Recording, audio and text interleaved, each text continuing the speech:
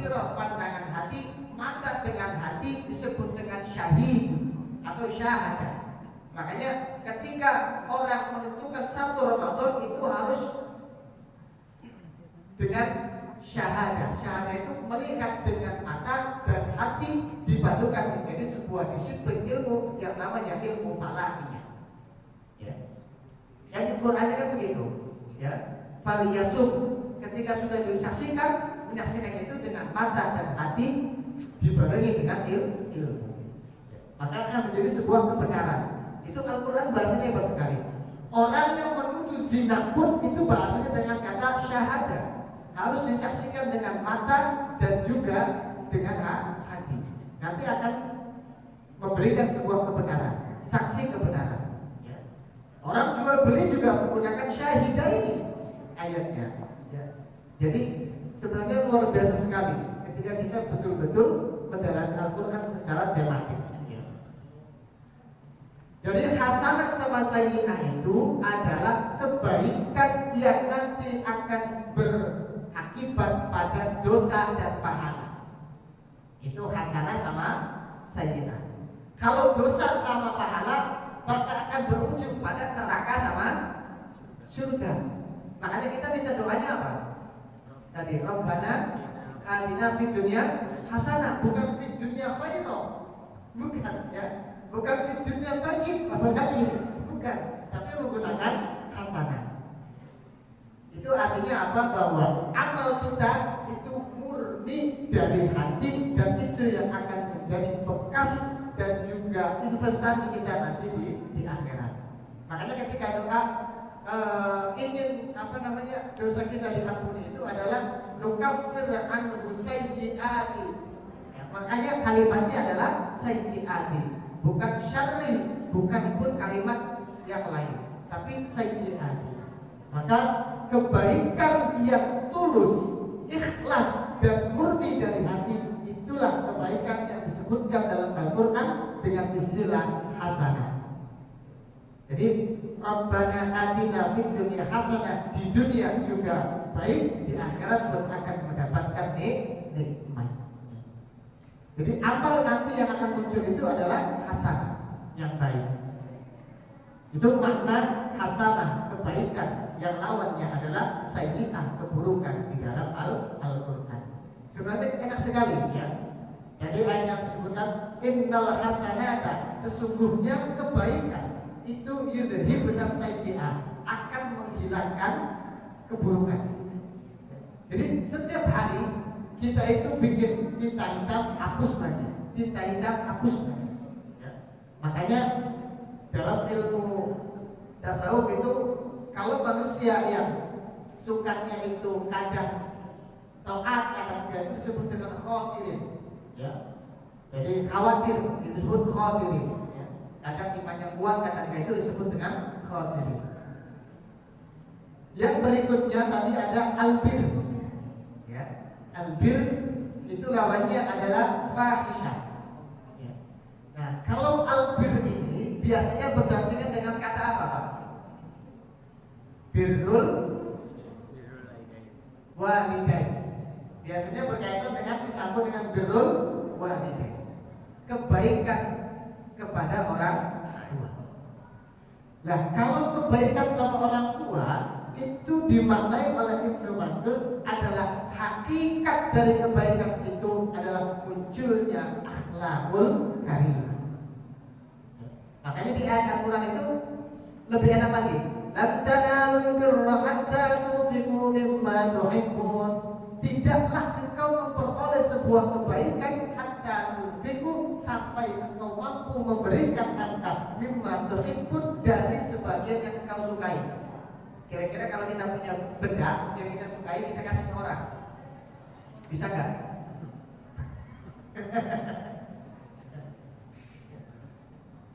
Ya itu bir, ya itu bir, ya albir. Kita punya motor bagus nih, ya, udah lunas, kasihlah ke adiknya. Kira-kira siap nggak itu? Berat nggak? Waduh, udah lunas, diserahin lagi. Nah itu namanya albir, mimma tuhibbun, ya, yang engkau sukai. Kebanyakan ketika memberi itu sesuatu hal yang ya kurang disukai. Itu manusianya. Ya. Tapi kalau tingkatannya sudah albir, sesuatu yang dia sukai silahkan. Ini sudah nggak butuh. Ya. Ini tingkatannya kan udah tingkatan beda. Kalau tingkatan kita kan masih ya nantilah. Ya, tingkatannya nanti gitu. Seperti itu. Nah, maka lawannya itu adalah fahisyah. Ya. Fahisyah itu keburukan. Apa bentuk keburukan fahisyah? Ya. Maaf ya. Wala taqrabuz zina innahu kana fahishatan wa sa'a sabila. Nah, di situ menggunakan kata fahisyah. Keburukan yang bersifat psikis yang bisa membuat orang lain merugi. Ya, seperti perasaan iri, ya, dendam, itu adalah bentuk dari akhlak yang madhumah. Nah, maka disebut dalam Al-Quran itu adalah fahisyah. Orang dendam memang awalnya dari dirinya, tapi tetap akan punya afat, akan punya bahaya kepada orang lain. Nah, maka itu lawan dari kebaikan yang disebutkan dalam Al-Quran adalah albir. Jadi albir ini tingkatannya sebenarnya adalah tinggi. Ya. Maka lawannya pun adalah tingkatan tinggi. Bisa nggak ketika kita punya tetangga yang suka ngomel, suka iri kepada kita, kita nggak dendam? Bisa nggak? Nggak bisa. Sulit, ya. Atau punya tetangga cuek aja. Kita udah baik nih, udah ngasih sesuatu, cuek aja. Kira-kira untuk senyum aja tiap hari, berat nggak? Nah itu, ya. Jadi kebaikan-kebaikan yang tidak perlu dibalas itu adalah albir. Ya. Kalau khair masih butuh dibalas karena dia memberikan kepada manusia. Terima kasih, mudah-mudahan dan sebagainya. Ya. Berkat bapak, berkat ibu, nah itu adalah bahasa balasan sebuah kebaikan. Tapi kalau albir itu tidak butuh. Ya. Makanya orang berbakti kepada orang tua itu tidak butuh pada balasannya. Itu kan sungguh luar biasa.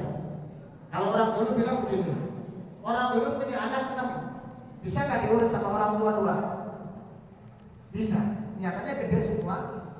Tapi ketika anak 6 urus orang tua 1, kira-kira repot nggak? Nah itu, ya. Jadi begitu sulitnya birrul walidain, makna kebaikan yang memang tidak butuh pada sebuah balasan. Maka yang membalas itu adalah Allah Subhanahu wa Ta'ala. Yang berikutnya tadi ada thayyib. Nah, ini menarik nih. Bagi para jomblo menarik nih, ya. Karena apa di Qur'annya itu adalah al-khabithina wal khabithat, ya. At-thayyibina wat thayyibat. Orang yang jelek akan ketemu dengan yang jelek, orang yang baik ketemu dengan yang baik. Jadi hati-hati kalau dapat pasangan jelek, Pak. Nah ini ayat ini merujuk kepada bagaimana ya cerminan dalam diri kita. Mohon maaf ketika kita punya istri, itu juga bagian dari at-thayyib wa at-thayyibat al-khabith wal khabith. Kalau istri kita tidak baik, mungkin dalam diri kita itu ada yang tidak baik. Kalau istri kita begitu taat kepada kita, sudah syukur alhamdulillah. Tapi ada satu kisah yang menarik. Suatu ketika ada ulama sedang jalan-jalan di kebun.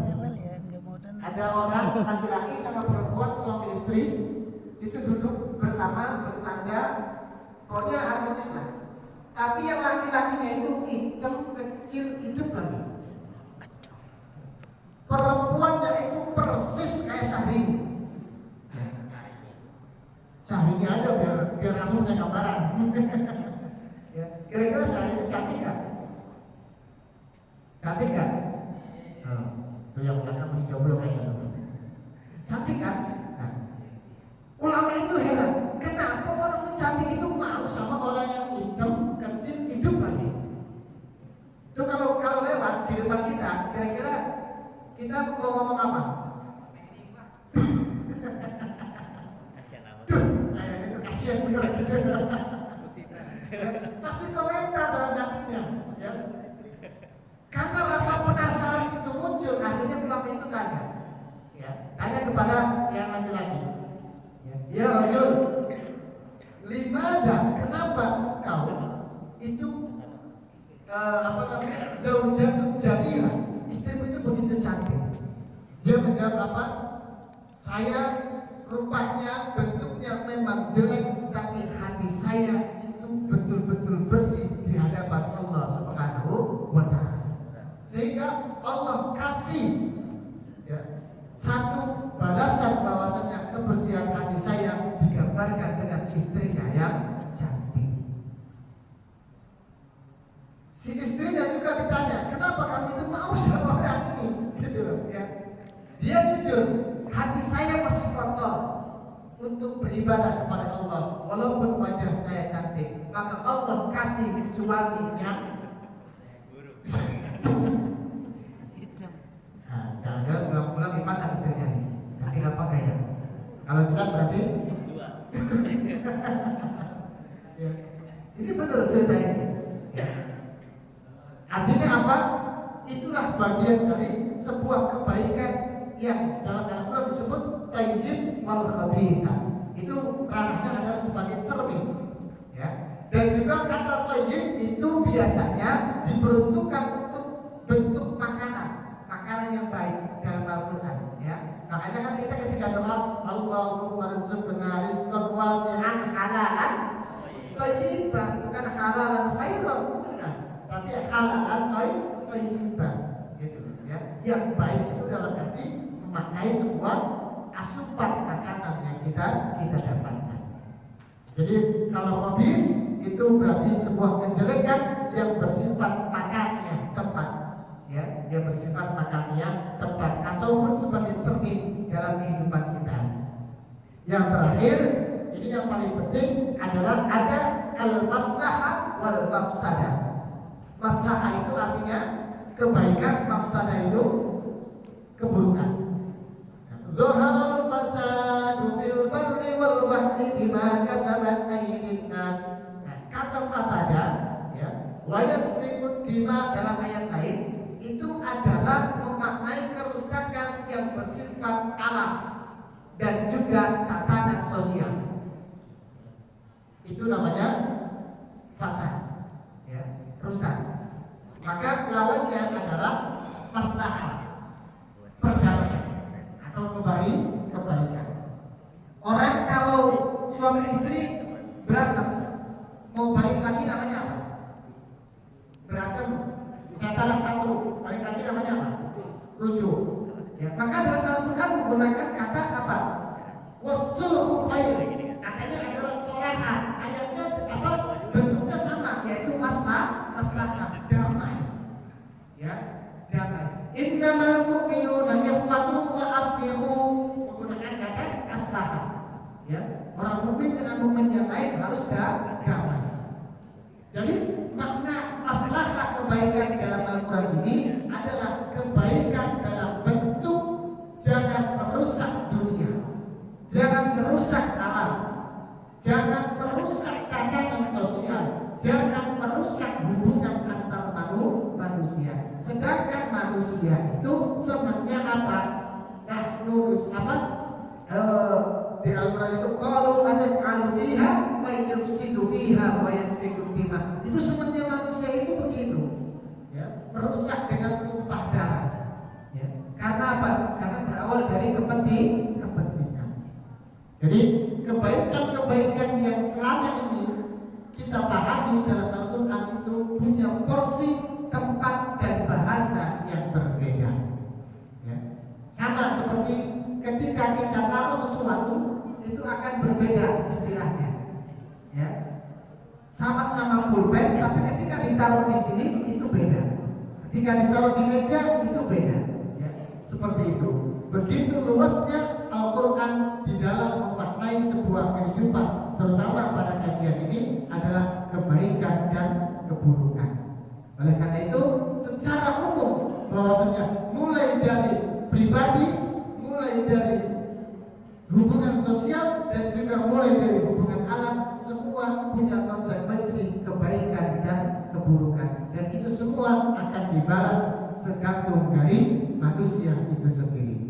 ketika baik maka akan dibalas dengan sebuah kebaikan, ketika buruk akan dibalas dengan sebuah keburukan. Itu bagian dari imannya di situ, bagian dari hakul yakinnya di situ. Ya.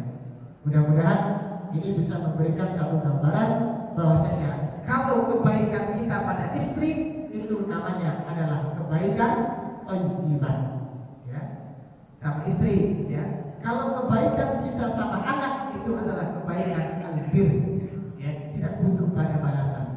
Ya. Kira-kira kita punya anak, pengen nggak suatu saat kita dibalas oleh anak kita? Pasti pengen. Ya. Tapi hakikatnya yang penting orang tua sudah memberikan pendidikan, memberikan segala kewajibannya, itu tidak butuh pada kebaikan anak. Biarkan anak nanti yang birrul walidain, seperti itu. Ya. Terima kasih. Mudah-mudahan ini memberikan manfaat untuk kita semua.